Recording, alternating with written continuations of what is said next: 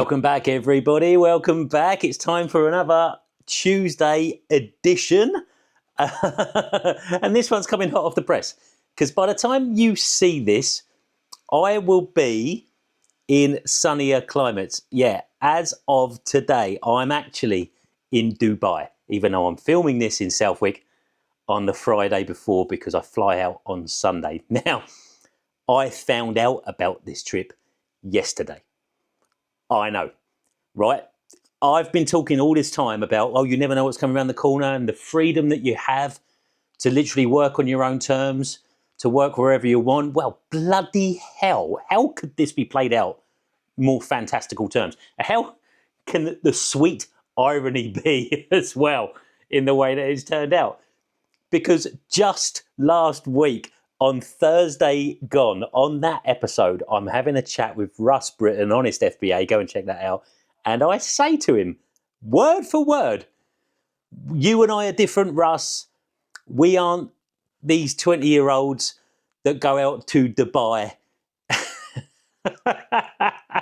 the day freaking later or something like that. I need to let you know, yeah, it turns out, yeah, I am one of those freaking people that go to Dubai. And it turns out I'm really looking forward to it. I know, it isn't somewhere that I would have chosen and it isn't something that was in my control. But when an opportunity comes, you've got to go. And of course, I'm not going to tell you why we're going, other than telling you it's a meeting where we are all sat in a room and nobody leaves until the deal is agreed. That's it.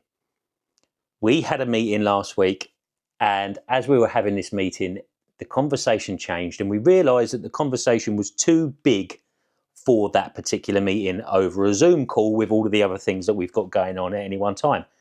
So we went, right, let's do it. When should we do it? We want to do it ASAP, and the opportunity came up. Let's go to Dubai and do it. Yes. Wallop. It felt right. The stars aligned. That universe, I'm telling you, when the opportunity comes out your way, you must grab it. You must. There's no getting around it. If I said no to this meeting, bosh. What is a ridiculous opportunity and an idea that needs exploring in depth would never come around again. Not only that, but all of a sudden, me as a business person, me as an entrepreneur, who would want to naturally invest in me if I can only do it all from my kitchen? You've got to get out there. This isn't something that you just sit. The world is getting smaller, right? When we're talking e-commerce, we're talking worldwide. You don't just sell products in Amazon in the States. You don't just go to TikTok Shop US and do your bits over there. You don't just drop ship from China. If you're doing those things, you need to understand those markets. It means that you are now an international person because e-commerce, sure as shit, is international. So are we. Now, not at this level. It's 2.5 years and I still cannot believe I'm going out there. And I'm going out with Luke and he's as equally shocked as I am. But it is something that had to be done. It simply wasn't an alternative. Now, as you know, I'm a father, I'm a husband, I'm a family man first.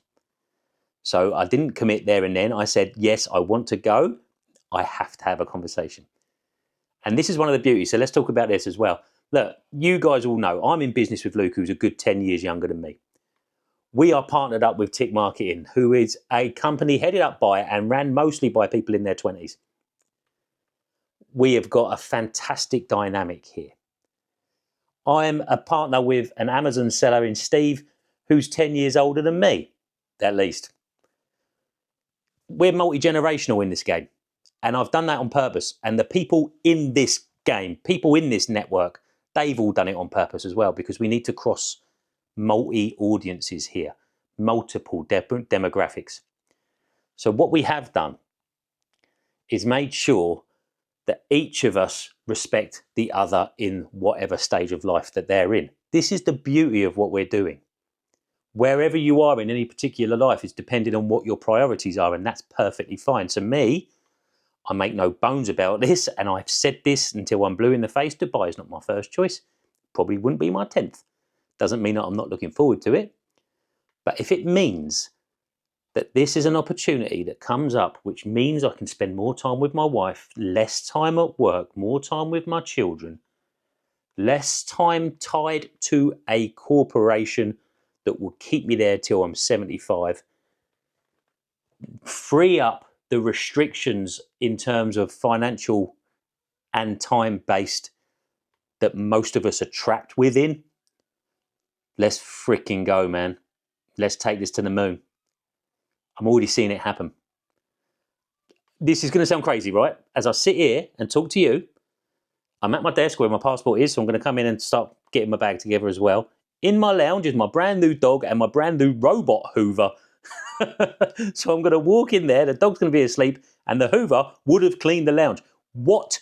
That wasn't a thing 2 years ago, but I can afford these things now.